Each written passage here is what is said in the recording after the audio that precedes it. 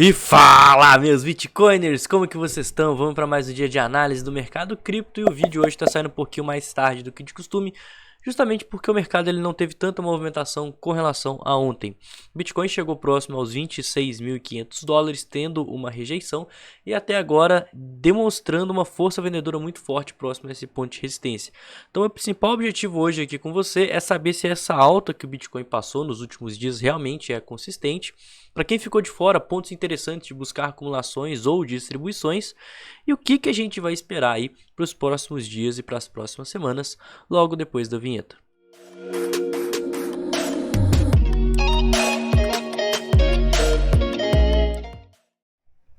Bom pessoal, olhando aqui o nosso order book, uma coisa é nítida, a gente perdeu força vendedora.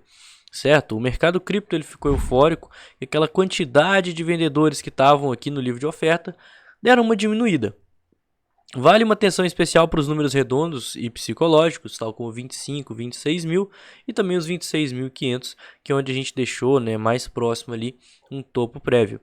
E olhando aqui a região de suporte, tem muita gente querendo comprar Bitcoin entre os 23.800 e os 23 mil dólares, e isso vale uma pequena atenção, porque se a gente pegar aqui no gráfico a região entre os 23.800 e os 23 mil dólares, opa, não é isso aqui não, espera aí, se a gente pegar toda essa região aqui, a gente consegue ver que é um ponto aqui próximo a regiões de Fibonacci, certo? Regiões das médias, olha só, vai pegar aqui próximo aos 23 e 23.800, que é a mínima que a gente deixou nessa candle. Também regiões aqui interessantes de topo prévio, o que mostra essa força compradora aqui de curto prazo. Vale falar que ainda assim o preço demonstrou uma rejeição muito forte ontem, o que faz dos 20 e... Qual que é o valor exato aqui? Os 23.386, né? Arredondando os 26.386, os 26.500, um ponto fortíssimo de resistência.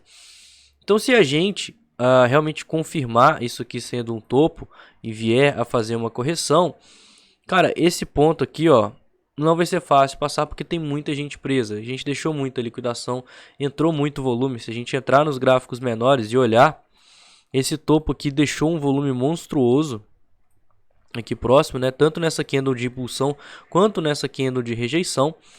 E por conta disso, vale ficar de olho nesse ponto. Outra coisa importante que está passando aqui com você, que o site está até carregando aqui mais uma vez, é o nosso próprio e tão querido sentimento do mercado. No vídeo de ontem e nos últimos dias, a gente consegue perceber como que é nítido a perda de força compradora das sardinhas e como que, em geral, o mercado está querendo operar vendido.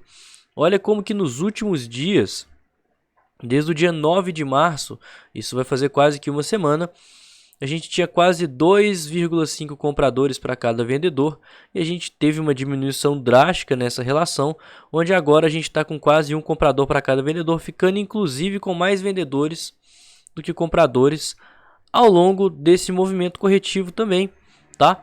Enquanto isso acontecia, a gente via aumento no long short, no open interest, desculpa, mostrando que essa queda na relação entre compradores e vendedores é fruto de contratos em short sendo abertos. Consequentemente, se a gente romper esse ponto aqui dos 26.500, a gente pode ter muita volatilidade, assim como a gente está vendo quedas e não está tendo um interesse comprador aqui das sardinhas. Ou seja, a gente está sem liquidez para continuar os movimentos de baixa e talvez por isso, por mais que a gente tenha tido uma rejeição, essa rejeição não tenha sido tão forte, porque as sardinhas estão mais preocupadas em shortar o Bitcoin contra essa tendência de alta, certo? E com isso, a gente rompeu regiões de topos importantes, inclusive máximas do ano que a gente havia feito, e agora, ao meu ver, a maior probabilidade é que a gente forme sim um fundo ascendente, caso toda essa questão macroeconômica, certo? Aqui eu estou falando de gráfico, mas caso essa questão macroeconômica continue de certa forma estável, sem grandes bombas no mercado, igual a gente viu ao longo dessa semana. Mas a gente não consegue contar com isso, porque realmente a gente está no momento de volatilidade. Faltam exatamente 7 dias para a FONC, que vai determinar a taxa de juros.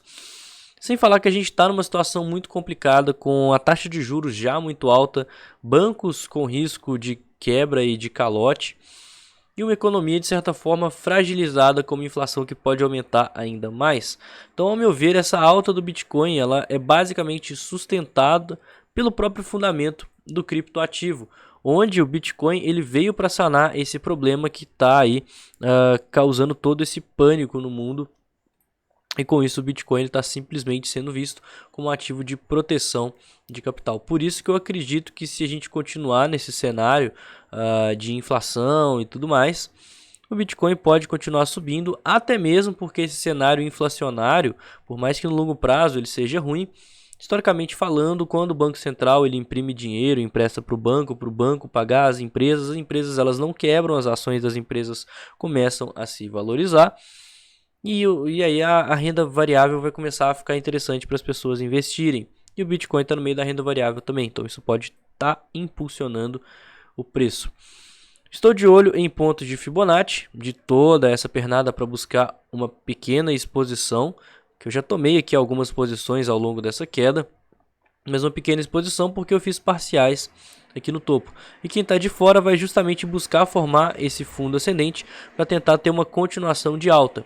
Se a gente perder esse ponto aqui do 19.500, aí já é uma bandeira vermelha bem forte, porque a gente estaria revertendo todo esse movimento de alta com um volume forte e considerável e perdendo um ponto importantíssimo de suporte. Nesse caso eu já não vou ficar tão altista assim para o mercado cripto, porque abaixo disso a gente só vai ter suporte nas regiões, suportes importantes, né? Porque, por exemplo, tem aqui a região dos 18 e tudo, mas ao meu ver o que vai segurar mesmo seria a região das mínimas do ano próximo aos 16 mil dólares, mas isso aí tem muita coisa ainda para acontecer.